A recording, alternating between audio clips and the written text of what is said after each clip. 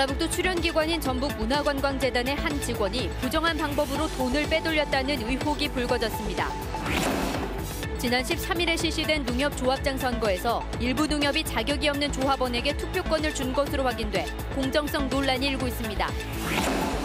불법으로 비료를 생산한 익산 장전마을 인근 비료공장에 대해 익산시가 비료관리법 위반으로 고발하자 주민들이 처벌이 더 강력한 폐기물관리법 위반을 적용하는 게 맞다며 반발하고 있습니다. 최근 논란이 큰 상상고 자사고 재지정 평가에 대한 결과가 오는 6월 말쯤 발표될 것으로 보입니다.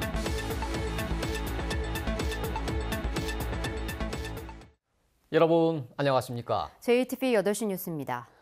전라북도 출연기관인 전북문화관광재단의 직원이 부정한 방법으로 돈을 빼돌렸다는 의혹이 불거졌습니다. 근무하지 않는 날에도 일한 것처럼 꾸며 기간제 근로자들에게 일당을 지급한 뒤 그 돈을 다시 가져갔다는 것입니다. 오정현 기자의 보도입니다. 전북문화관광재단 새만금 공연장 스텝으로 일한 20대 청년 A씨. 가끔 사정이 생기면 일을 쉬었는데 어쩐 일인지 월급은 빠짐없이 모두 입금됐습니다. 한 달에 130 정도 나왔고요, 월급 평균. 근데 제가 그 달에 개인 사정으로 쉬는 날이 있었어요, 이틀 정도. 그 다음 달은 하루. 똑같이 월급 130이 나왔어요. 일한 시간만큼 받기로 계약한 A씨가 받으면 안 되는 돈이 들어온 겁니다. 그런데 입금은 실수가 아니었습니다. 쉬는 날에도 돈은 준 거니까 니네 돈이 아니다. 다시 돌려달라. 그 얼마나? 10만 원이요. 누가 달려? 재단의 박대리. 쉰 날을 일한 것처럼 꾸며 일당을 지급한 뒤 이 돈을 재단 직원 B 대리가 다시 가져간 겁니다. 이런 일은 A씨에게만 있었던 건 아닙니다. 취재진이 확인한 결과 상시 10명 정도였던 기간제 근로자 중 다수를 대상으로 적어도 3년 동안 같은 일을 벌여온 것으로 드러났습니다. 또 재단에서 함께 일한 B 대리 여자친구가 직접 수금을 도왔던 것으로 확인됐는데 빨리 돈을 붙이라고 독촉하기도 했습니다. B 대리는 돈을 거둔 건 사실이지만 평소 공연장 관리나 소모품 구매에 개인 돈 지출이 많아 차워넣은 격이었다고 해명했습니다. 또 여자친구는 이 일과 관련이 없다고 선을 그었습니다. 개인 착복을, 그러니까 횡령은 아니다. 네, 저는 그 부분에 대한 거는 확고합니다. 그러면 유용 혐의는 인정하시는 건가요? 그렇죠. 그 부분에 대한 거는. 재단은 이런 일을 알고도 묵인했습니다. 경미한 사안이고 서로 양해가 됐다라고 생각을 했을 거예요. 해결이 됐다라고 생각할 수도 있고. 준공무원이라 불리는 이들이 제멋대로 사용한 돈은 모두 전라북도 도민이 낸 세금입니다. JTB 뉴스 오정현입니다. 지난 13일 농협조합장 선거를 앞두고 농협중앙회가 무자격 조합원을 정리하도록 권고했지만 이를 지키지 않은 농협이 있습니다. 결과적으로 무자격 조합원들에게 투표권을 준 셈이어서 선거의 공정성 논란이 일고 있습니다. 김철 기자의 단독 보도입니다. 군산시 선거관리위원회와 농협중앙회는 지난 13일 조합장 선거를 앞두고 군산의 이 농협에게 무자격 조합원을 정리하라고 통보했습니다. 농협 감사 결과 농사를 짓지 않는 것으로 의심돼 정리를 권고받은 무자격 조합원 숫자는 2,000명가량입니다. 통보 온 게 지금 대략 얼마쯤이냐 이거죠, 숫자가? 지금 2,000명 정도를 추정을 하고 있는 거죠. 2,000여 명도로 추정을 해. 근데 그것은 실제로 받아봐야 이제. 그러나 이 농협은 이런 권고를 무시한 채 무자격 조합원에게 투표권을 줬습니다. 전부 다 농지업무 내지는 경제 등록 확인서를 받기에는 시간적인 여유가 없다 그런 얘기죠.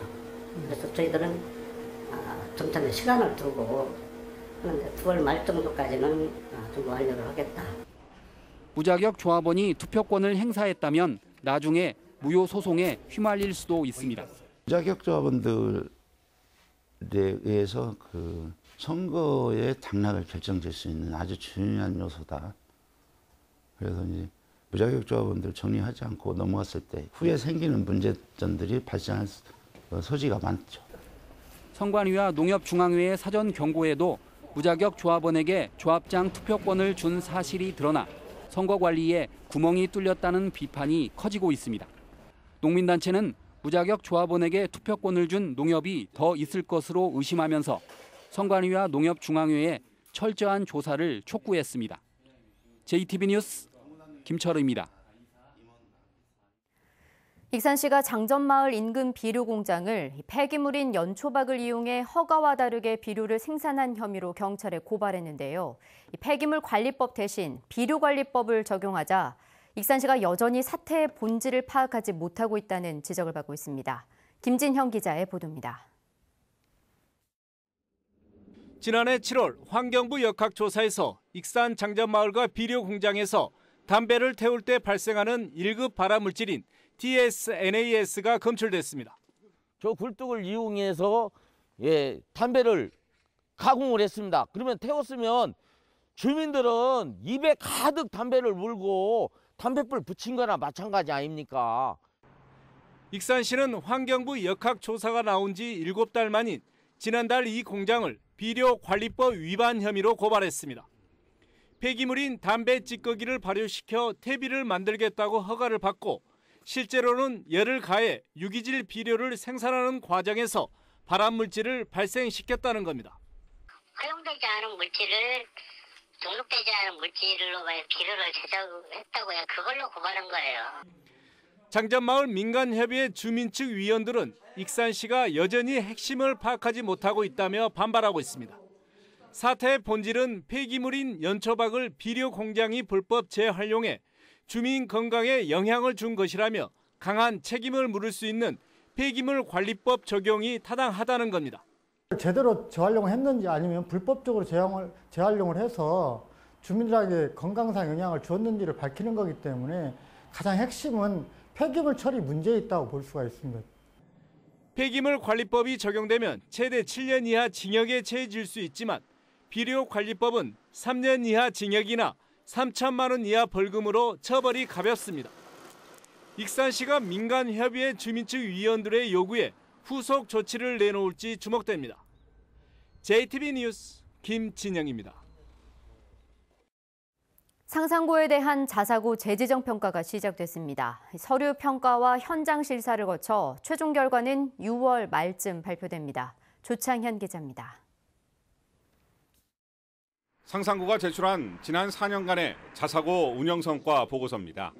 학교 운영과 교육과정, 재정, 시설 여건 등 31개 평가 지표에 맞게 구성됐습니다. 상산고 자사고 평가는 성과 보고서를 토대로 다음 달 서면 평가가 먼저 이루어집니다. 이후 현장 실사와 학교 만족도 조사 결과를 합산해 최종 결과는 6월 말쯤 발표됩니다. 평가 점수가 80점 미만이면 교육감은 상산고의 자사고 지정을 취소할 수 있습니다.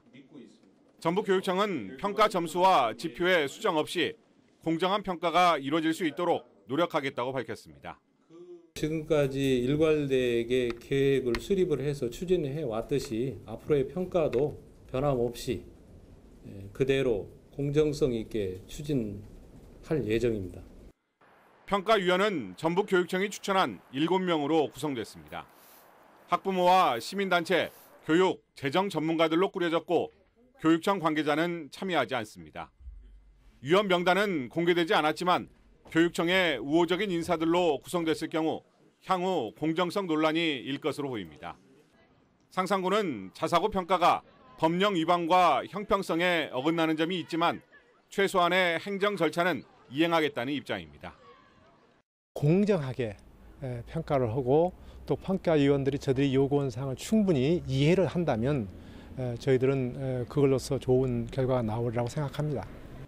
올해 전국적으로 11개 시도에서 24개 자사고에 대한 평가가 이루어지는데 상산고의 재지정 여부가 큰 영향을 미칠 것으로 보여 상산고 평가 결과에 귀추가 주목되고 있습니다. JTB 뉴스 조창현입니다. 원전 누출 사고에 대비해서 5년 전에 방사선 비상계획 구역이 30km까지 확대됐습니다. 하지만 원전 지원금은 여전히 원전 소재지에만 지급되고 있습니다. 전국의 원전 인근 지자체들이 처음으로 공동 대응에 나설 것으로 보입니다. 정원익 기자가 보도합니다. 지난 2014년 개정된 방사능 방제법은 8에서 10km이던 방사선 비상계획구역을 30km까지 확대했습니다. 이에 따라 원전 인근 지역들도 해마다 의무적으로 방사능 방지계획 수립, 주민보호 훈련 등을 하고 있습니다. 문제는 이처럼 원전 소재지와 똑같이 대비하고 있는데도 원전 지원금은 여전히 원전 소재지에만 지급되고 있다는 겁니다. 14기의 원전으로 둘러싸인 울산 중구, 남구, 북구, 동구 등 4개 구가 이를 개선하기 위해 함께 나섰습니다. 한 목소리를 내기로 결의한 뒤 포항시, 고창군 등 전국의 원전 인근 14개 자치단체에 개정운동 의향서를 보내기로 했습니다. 이제 올해는 방사능 방지를 하기가 상당히 곤란한 이런 상황이고요. 공무는 고창하고 부안하고 같이 발송할 예정입니다. 고창군과 부안군은 환영의 뜻을 나타냈습니다. 비상계획구역에 포함된 고창과 부안 주민만 6만 5천 명이 이르지만 지금까지 원전 지원금은 단 한 푼도 못 받고 있기 때문입니다. 전국 단위로 뭉쳐서 공동 대응을 하게 되면은 우리 군도 힘을 합쳐서 대응해 나가도록 하겠습니다. 울산 4개 군은 다음 달 산자부에 원전 지원금의 근거 법령인 발전소 주변 지역법 개정을 건의하기로 했습니다. 또 5월에는 전국 원전 인근 지역 협의회를 설립해 공동 대응책을 마련할 계획입니다. 불합리한 원전 지원금에 대해 원전 인근 자치단체들이 처음으로 뭉치면서 기대감이 커지고 있습니다. JTB 뉴스 정원익입니다. 전주시가 2023년에 내구 연한이 끝나는 전주권 소각자원센터의 대안으로 추진한 가스 에너지화 시범 사업에 제동이 걸렸습니다. 전주시 의회는 오늘 플라즈마 열분해 가스 에너지화 시범 사업 합의각서 동의안을 신공법이기 때문에 충분히 검증되지 않았다는 이유로 부결 처리했습니다. 전주시는 하루 20톤 정도의 폐기물을 열분해 처리하는 시범 사업을 추진해왔으며 부근 주민들은 의견 수렴을 거치지 않았다며 반대하고 있습니다. 군산시 성산과 나포, 인피 주민들은 지역에서 진행되고 있는 레미콘 공장 관련 행정심판을 기각해 줄 것을 전라도에 촉구했습니다. 이들은 문제가 된 레미콘 업체가 그동안 성산과 나포 일대를 대상으로 군산시에 4차례나 사업 허가를 요청하고 2번의 행정심판까지 청구해서 주민들이 생업에 집중하지 못하고 큰 피해를 입고 있다고 주장했습니다. 주민들은 이 지역에 전원주택단지와 친환경급식 공급센터 등이 있어서 레미콘 업체가 입주하면 피해가 불가피하다며 행정심판은 반드시 기각돼야 한다고 밝혔습니다. 새만금 신항만은 부두를 지을 민간 사업자가 나타나지 않아 어려움을 겪고 있는데요. 정부가 부두를 직접 짓는 대신 완공 시기는 조금 늦출 것으로 보입니다. 권대성 기자입니다. 2011년 시작된 새만금 신항만 1단계 공사. 부두는 민간 자본으로 지어야 합니다. 하지만 내부 개발이 더딘 탓에 민간 사업자가 나타나지 않고 있습니다. 해양수산부가 이에 따라 국가 예산을 직접 투자해 부두를 짓기로 계획 변경을 사실상 확정했습니다. 또한 선박 대형화 추세에 맞춰 배를 대는 선석 크기는 키웁니다. 2만 톤 클래스를 지금 현재 5만 톤 클래스로 키우는 거거든요. 다만 선석수가 애초 4개에서 2개로 줄고 1단계 사업의 완공 시기는 2023년에서 2025년으로 2년 늦춰질 것으로 보입니다. 전라북도는 불가피한 계획 변경으로 보고 있습니다. 선석수는 줄더라도 크기를 키우는 게 중요하고 완공이 조금 늦더라도 부두건설의 불투명을 해소할 수 있게 됐다는 설명입니다. 이대로 놔두면 시간이 하염없이 흘러가기 때문에 정부가 그 부분을 좀 바로잡아서 국가 재정 사업을 통해서 이 부두건설의 시간을 확실하게 앞으로 당기겠다 이렇게 해석이 됩니다. 새만금 신항만 사업은 2단계로 나눠 진행되는데 2단계 사업은 2024년에 시작될 예정입니다. JTB 뉴스 권대성입니다.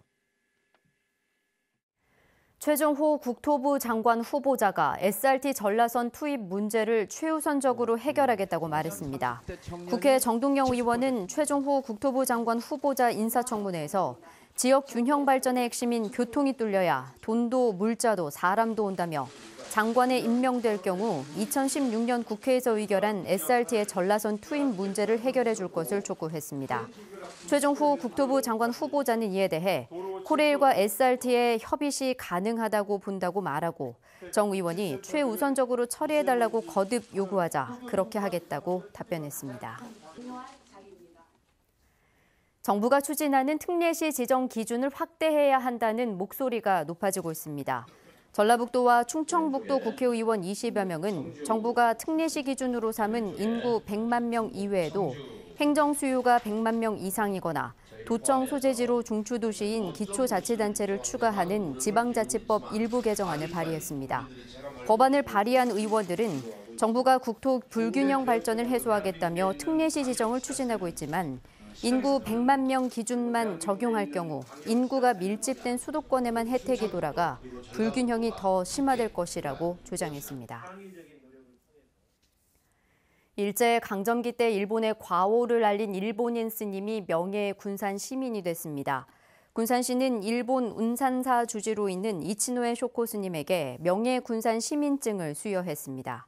이치노해 쇼코 스님은 동국사에 일제강점을 사과하는 내용을 담은 참회비 건립을 주도하고 평화의 소녀상 건립을 후원하는 등 일본의 과오를 알리고 한일 관계 회복에 노력해왔습니다.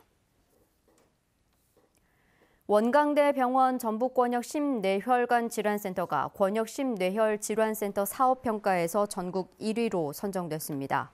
원광대 병원 전북권역 심뇌혈관 질환센터는 보건복지부가 전국 14개 권역 심뇌혈관 질환센터를 대상으로 실시한 시설과 장비, 진료 과정 등의 평가에서 모두 높은 점수를 받았습니다. 공무원 채용을 미끼로 수천만 원을 챙긴 뒤 영장 실질 심사를 앞두고 도주한 전직 도청 공무원이 3주 만에 자수했습니다. 익산경찰서는 지난해 4월 지인 아들의 공무원 채용을 대가로 58살 B씨로부터 5천만 원을 받은 전직 전북도청 소속 공무원 48살 A씨가 지난 19일 자수했다고 밝혔습니다.